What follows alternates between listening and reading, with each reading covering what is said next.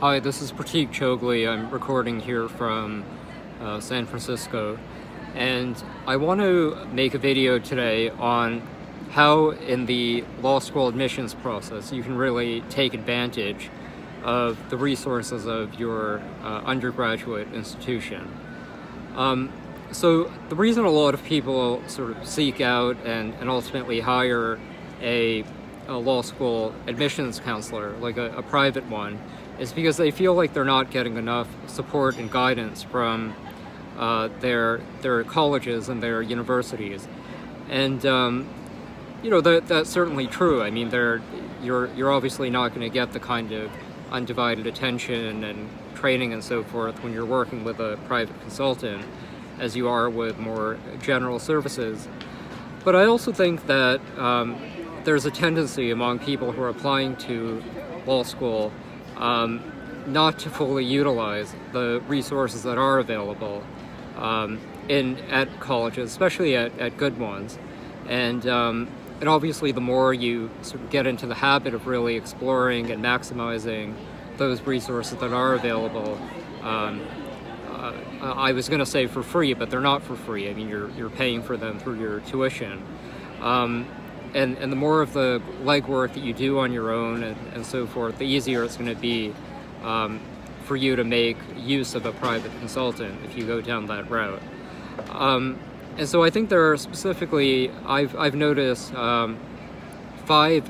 resources that universities tend to have universally that tend to be underappreciated. So I think number one is the designated law school advisor.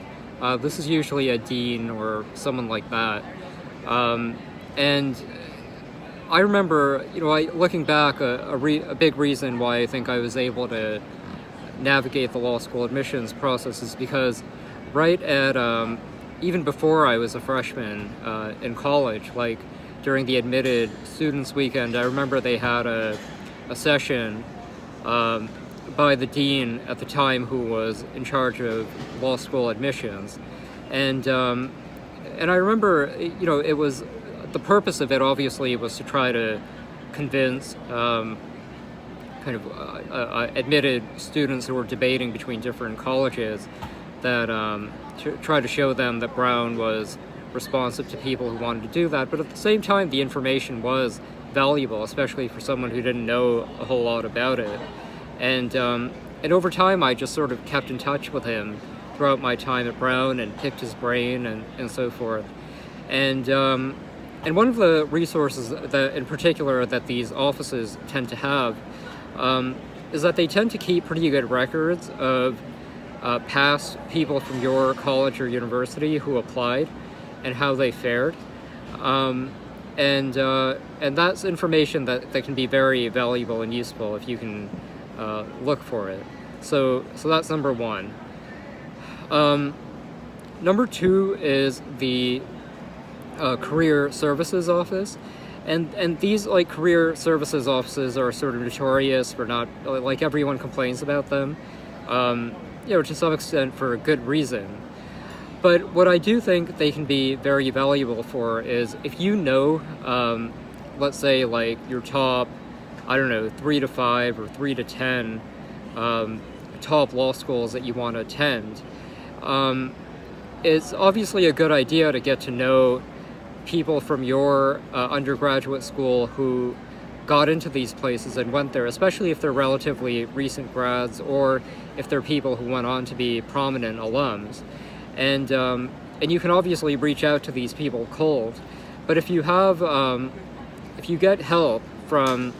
the career services people in identifying these people and also potentially in making an introduction, you're probably going to have much better luck in building a relationship with them by virtue of the fact that you have this common undergraduate connection and you have the career services people reaching out to them. And these are relationships where you can sort of pick their brain and get insights on how they succeeded in the process, or you can potentially find a way to work with them or for them, which could lead to a good letter of recommendation. they can obviously open their network to you, so that's definitely a good resource. Number 3 is the Writing Center, and here there are, I think, a couple advantages. So one, the quality of your personal statement that you ultimately write on your application is it's going to be the culmination of how good of a writer and skilled of a writer you are generally, and that's not a skill that you develop overnight. And so, especially in classes where you have a paper or a writing assignment, if you can get into the habit of going to the Writing Center and really getting feedback and coaching from people there who are presumably there because they know something about writing, that's going to really build your skill set and improve your skill set. And you know, I mean, there's just ample studies that feedback is a really, really critical ingredient in just getting better at anything. If you want to read more about that, I recommend checking out the literature on deliberate practice, where they say that feedback is a key component of developing any skill. And you know, and then obviously when you get to the point where you have to write your personal statement, the way it's going to get better is just by getting a lot of different people to provide feedback and commentary and edits, and the Writing Center can be a good use and resource for that. Number 4 is tutors. There's usually a way, if you're in a course, to get tutoring from another undergrad there who has in the past gotten an A in the course, and these can be really good resources for a lot of the reasons that the Writing Center is. And you know, this is an opportunity too, especially if you can figure out a way to navigate the system, to get to know people who can not only provide you with immediate help and coaching in your classes, but you know, ideally you also find people this way who obviously are willing to help and maybe are themselves either on the pre-law process, or maybe they're kind of ahead of you in terms of navigating the process and applying. And this is a good way to start to build up a good Rolodex or a good network. And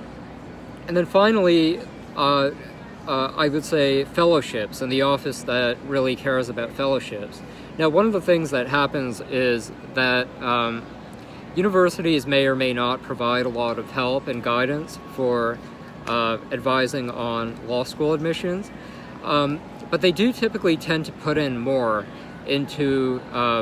really doing whatever they can to help their undergraduates get prestigious fellowships.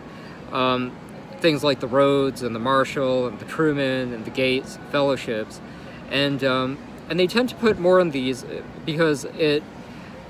number of Rhodes scholars from a certain college or Marshall scholars just tends to be much more of a significant metric, or like a branding exercise. And so one of the things you can do is, if you're on the fence about whether or not to apply for these prestigious fellowships, or even if you don't think that you'll be all that competitive, if you can apply for these, one of the sort of benefits, or like the positive externalities of this, is that the process is in many ways the same, and you'll get more attention and help on your fellowship applications, but in the meantime you'll also be able to use that help for your law school applications. So for example, like with the Rhodes Scholarship, they require, I think you have to get like 8 letters of recommendation for that. And you don't need that many, obviously, for law school, but if you go through the Rhodes process, even if you're not particularly keen on spending a couple of years in England, or even if you don't think you're competitive, the process of getting 8 letters of recommendation is going to be very helpful, because you'll probably get a sense of which of your recommenders from talking to them are going to write a better or worse letter of recommendation, or how they're going to comment on different aspects of your background and profile. And then you also have to write a personal statement, and you might get, you'll get different deans, different advisors, different people at the university who are giving you feedback on that, in addition to your law school advisor. And so going through this fellowship process, you're just going to get more support. So these are 5 avenues, and I recommend you explore all of them. Really go through the process. Try to be, even if these things aren't adequate or you wish that they were better, utilize them and maximize them and see what you can get out of them. And then once you go through that, and if you find you still need help or you still need an additional sort of source of support, I think that you can also use an admissions consultant as being one more supplement rather than just relying on this one resource.